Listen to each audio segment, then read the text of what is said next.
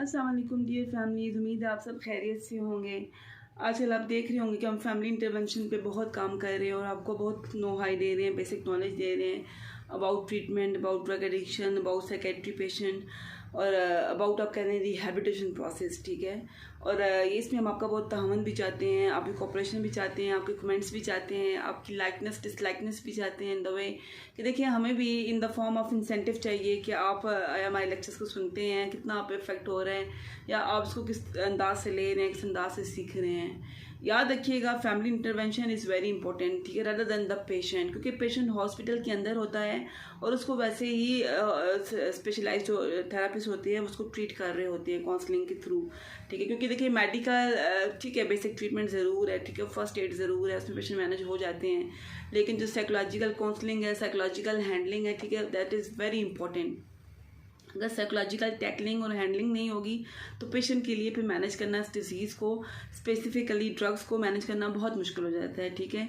हमारे पास अगर एडिक्शन की बात की जाए तो ड्रग एडिक्ट फैमिलीज को लगता है कि वो रिहैब में छोड़ के वो बिल्कुल रिलैक्स हो जाती हैं, वो रिलैक्स तो हो जाती है, उनको लगता है कि बस हमारा काम यहाँ तक था, बस पेशेंट को हमने जमा करा दिए तो ये इनफ हो गया। एक तो ये चीज़ याद रखिएगा कि पेशेंट को जमा करवाना इतना आसान आपको जितना लगता है इतना आसान ट्रीटमेंट नहीं है, ठीक है। कई बार आपसे डिस्कस कर चुके हैं कि नफ्सियाती बेस्ड ट्रीटमेंट है और नफ्सियाती तरीक़ों से ही इसको मैनेज कर सकते हैं। काइंडली अगर अपने आप पेशेंट को मैनेज करना चाहते हैं तो आप हॉस्पिटल के साथ कनेक्शन में रहा करें, अपनी डिटेल पूछा करें पेशेंट से, उसकी पर्सनालिटी की शेयरिंग करें, उसके अगर फैमिली कन्फ्लिक्ट्स हैं, उसकी अगर पर्सनालिटी कन्फ्लिक्ट्स हैं और जो चीज़ें आपको लगती हैं कि उसकी ड्रग्स की कॉज बनी है, उसकी रूट कॉज है, तो वो ज़रूर शेयर करें, क्योंकि इसमें फैमिली इंटरवेंशन जब तक नहीं होगी पेशेंट की मैनेजमेंट हमारे लिए मुश्किल हो जाती है। एक चीज़। दूसरी चीज़ ये है कि फैमिलीज इस चीज़ पे बहुत ज़्यादा रिलाई करती हैं कि हमारा पेशेंट के रिहैब के अंदर है तो रिहैब में बस उसको वो मैनेज कर रहे हैं प्रोफेशनल्स, ठीक है, तो वो मैनेजमेंट के प्रोसेस में चल रहा है तो हमें इतनी एफर्ट इनपुट नहीं करनी पड़ेगी। जब वो बाहर आता है तो भी फैमिली जो उनकी है वो इतना आप कह लें, कुछ फैमिलीज ऐसी हैं जो जिनका अगर वो बहुत ही आप कह लें कि ओवर पैम्पर्ड चाइल्ड है तो उसको बहुत स्पेसिफिक अंदाज में डील करती हैं, बहुत स्पेसिफिकली ट्रीट करती हैं। कुछ फैमिलीज ऐसी होती हैं जो बिल्कुल इसको इग्नोर कर देती हैं, उनको लगता है कि बस, क्योंकि साइको एजुकेशन की बहुत बहुत ज़्यादा कमी है, ठीक है। आपको अपने पेशेंट के बारे में खुद भी इल्म नहीं होता क्योंकि आप रिहैब्स में जाते हैं, एडमिशन के हवाले से जाते हैं, नॉलेज देखते हैं, सामने आप देखते हैं, ठीक है, आपको कुछ चीज़ें बड़ी फैसिनेट करती हैं तो आपको लगता है कि आपका पेशेंट मैनेज हो जाएगा इसके अंदर ही। आप ट्रीटमेंट पे फोकस नहीं करते हैं, rather than आप अकोमोडेशन पे फोकस करते हैं। याद रखिएगा अगर आप ट्रीटमेंट पे फोकस नहीं करेंगे, अकोमोडेशन पे फोकस करेंगे तो आपके पहला तो आपका फेलियर ही है।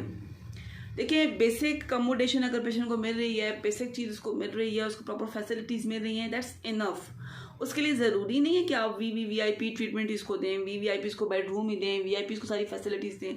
अगर वो कंफर्ट जोन जो उसके घर में डेवलप था उसके लिए उसके पास था, आप रिहैबिलिटेशन में भी उस तरह का कंफर्ट उसको दें। जब आप उसको देंगे तो उसकी पर्सनैलिटी को फिर आप कैसे ब्रेक करेंगे, उसकी नफ्सियाती बीमारी को आप कैसे ब्रेक करेंगे।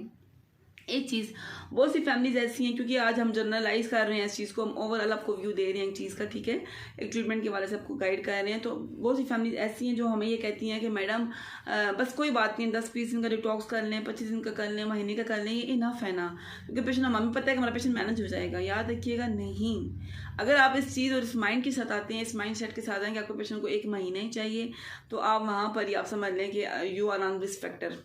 आप उस कंडीशन पे खड़े हैं जहाँ पर आपने अपने पेशेंट की हेल्थ के लिए बहुत बड़ा रिस्क ले लिया है और उस रिस्क से आपको कोई भी नहीं बचा सकता।